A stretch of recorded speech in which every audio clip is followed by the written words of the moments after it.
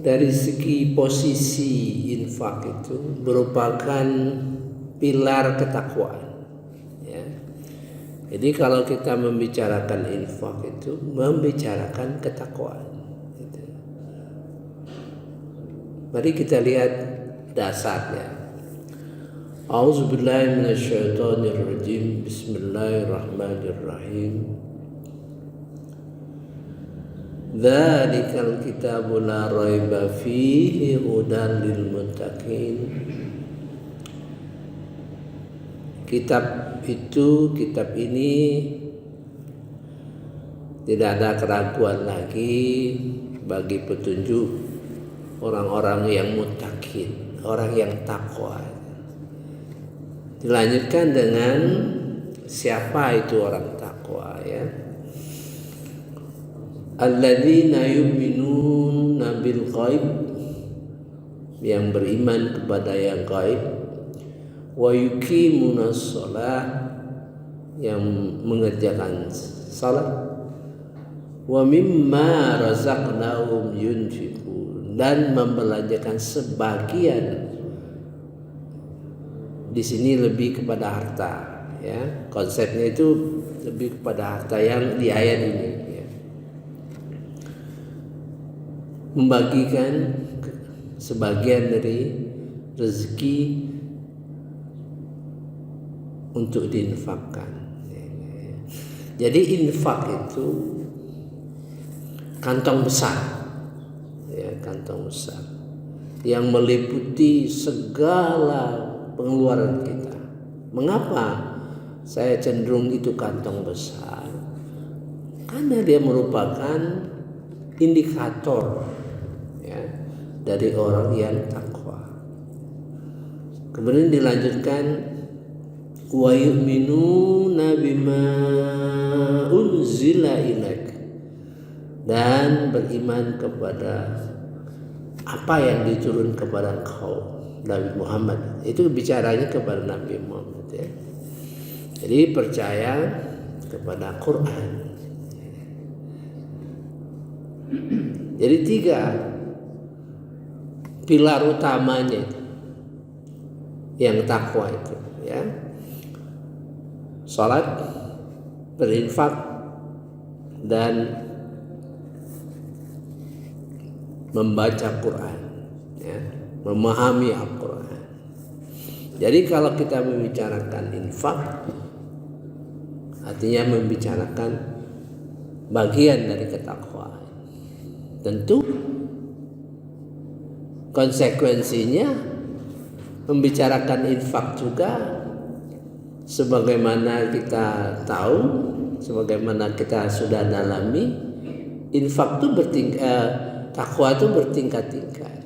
Tentu infak juga bertingkat-tingkat. Nah, itu, ya, konsekuensinya. Karena infak itu merupakan pilar daripada ketakwaan. Mari kita perhatikan pesan pertama Al-Quran kepada kita, ya. Wa mimma razaqnahum yunfiqun, dan membelanjakan sebagian dari rezekinya itu, ya, menjadi infak, gitu, ya. Artinya pesan bahwa kita sebagai seorang muslim harus kerja keras sehingga menghasilkan uang yang lebih, gitu kan. Kita bekerja keras, belajar sehingga kita memperoleh ilmu yang lebih. Nah, gitu. Kita bekerja keras dalam pergaulan sehingga kita lebih banyak punya networking. Nah, ya. Kita bekerja keras supaya mencapai lebih banyak kekuasaan, ya. Dengan kekuasaan kita bisa berinfak dan sebagainya. Itu pesannya, kerja keras untuk memperoleh lebih. Sekarang kita lihat konsepnya infak. Infak itu merupakan kantong besar yang menampung seluruh infak-infak kita. Nah, mari kita lihat strukturnya, ya. Supaya dalam menjalankan kehidupan ini, karena menyangkut kehidupan, infak itu menyangkut kehidupan kita dan menyangkut ibadah kita. Sehingga kalau kita pahami dengan baik, maka dalam menjalankan kehidupan dan beribadah itu sinkron, sejalan gitu, ya, dengan penuh kesadaran dan penuh ilmu pengetahuan. Jadi ada yang bersifat wajib, ya, itu zakat. Jadi bagian dari infak itu adalah zakat yang wajib. Jadi zakat itu infak yang masuk kategori yang paling pasti karena dia punya ukuran, ya, gitu kan? Karena dia punya ukuran. Kalau penghasilan, harta 2,5% dan sebagainya, ada ilmu tersendiri mengenai zakat, ya. Kemudian itu juga punya kewajiban untuk menafkahi keluarga bagi orang-orang yang berkeluarga, ya. Tentu bagi yang belum berkeluarga ya tidak masuk, atau bagi anak-anak kita yang belum bekerja, belum menghasilkan sesuatu, ketakwaan yang dibangun oleh beliau anak-anak kita itu tentu sholat dan baca Quran, ya. Tapi juga kalau kita telusuri konsep infak itu, mari kita bicara masalah struktur, ya. Yang wajib, bayar hutang wajib, itu bayar nazar wajib. Nah, kemudian ada infak-infak yang sunat, ya, sunat, sedekah dan lain-lain gitu, ya. Kemudian kadang juga di dalam Al-Quran mengenai zakat itu dirubah, bukan zakat tapi sedekah, ya. Menurut penafsiran dari para penafsir, berarti infak itu sudah masuk kalau zakat itu, ya, dijiwai dengan perasaan yang merupakan sedekah. Sedekah itu lebih kepada hati, ya, lebih kepada dekat dengan hati. Maka di dalam penjelasan mengenai sedekah, kita selalu berkonotasi, ya, karena selalu dipraktekkan, ya, sedekah memberi sesuatu yang menunjukkan kasih sayang kita, ya. Padahal sedekah itu semua di dalam beberapa hadis dalam kajian hadis arba'in itu malahan membantu orang mengambilkan air, ya, membantu orang yang lemah, ya, dibopong, itu semua sedekah, gitu. Maka ada kemungkinan di dalam menafsirkan bahwa orang yang mau meninggal itu berkata,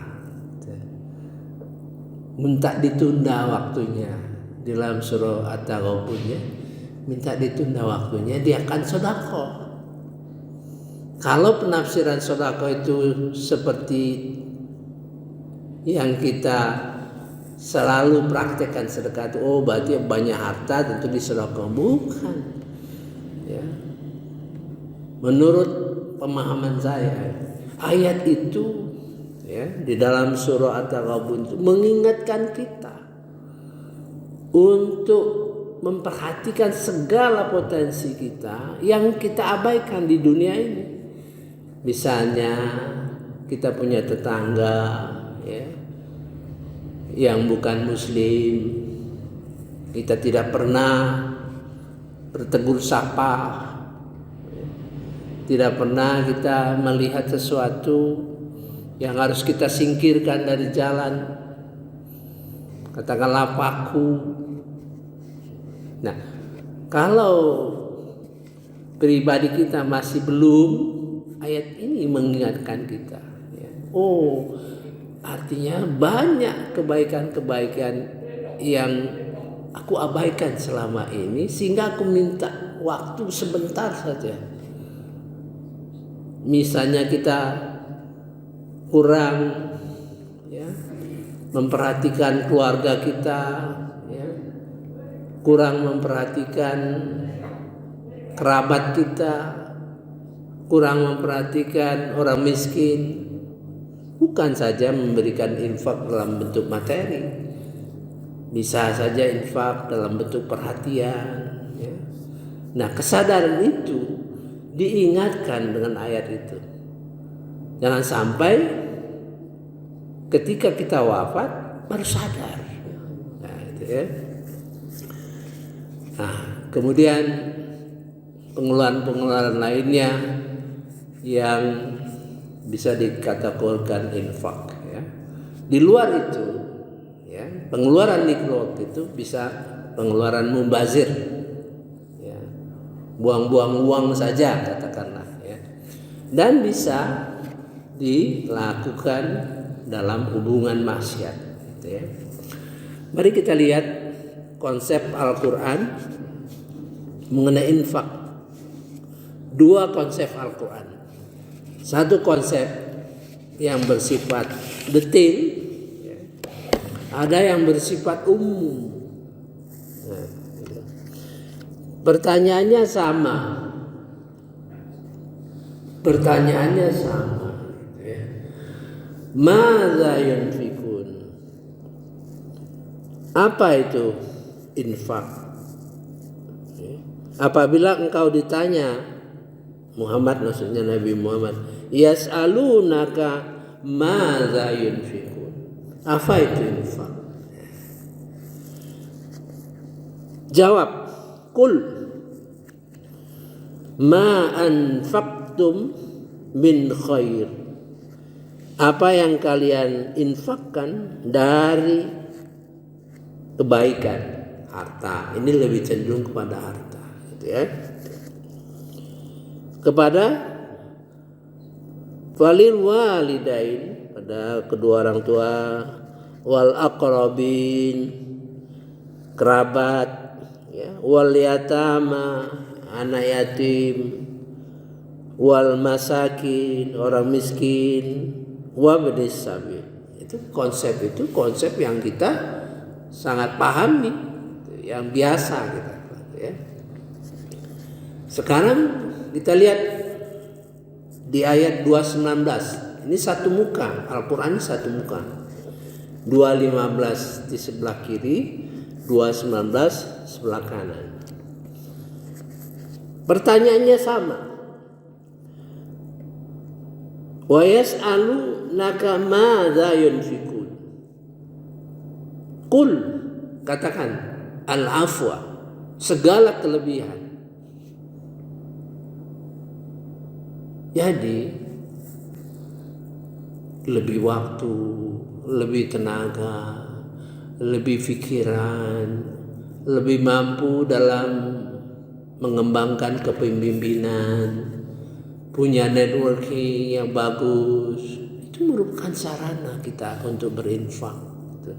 Ini sama kedudukannya. Apa yang kita keluarkan yang bersifat materi, katakanlah 100.000 misalnya, terus kita keluarkan waktu kita 1 jam ngurusin masjid misalnya, infaknya sama ya. Tapi tidak bisa dibukukan ya, tidak bisa dibukukan ya. Itulah dua-dua harus kuat. Maka kita punya pengalaman dulu waktu kita ingin melunasi masjid yang umat Islam beli di Illinois. Ya. Jadi dalam rangka pelunasan itu, ya, kita pergi setiap Jumat mengunjungi beberapa masjid di sekitar itu, di kota yang lain, ya. Ada yang ke Chicago dan sebagainya itu. Berapa kali ngumpulin uang untuk masjid yang kita beli untuk dilunasi. Berapa orang yang bekerja. Tapi sekarang kita punya pengalaman waktu membangun Islamic Center di Toronto, Kanada. Dia mengirim berita disampaikan oleh Ustadz Adi Hidayat, dalam 2 minggu sudah terkumpul belasan miliar. Mudah sekali. Nah, artinya berinfak pun apabila didukung oleh teknologi, didukung oleh kewibawaan orang, akan lebih berlanjut lagi, ya, itu ya. Akan lebih besar dampaknya apabila dua-dua ini dipadukan. Nah, kesadaran mengenai infak menurut konsep 219 ini yang masih kurang, ya. Mudah-mudahan sejalan dengan perkembangan pengetahuan, teknologi dan peradaban, insya Allah akan berkembang. Itulah menjadi kekuatan umat Islam dalam membangun infak, ya. Subhanakallahumma wa bihamdika asyhadu an la ilaha illa anta astaghfiruka wa atubu ilaik. Wallahu alam. Wassalamualaikum warahmatullahi wabarakatuh.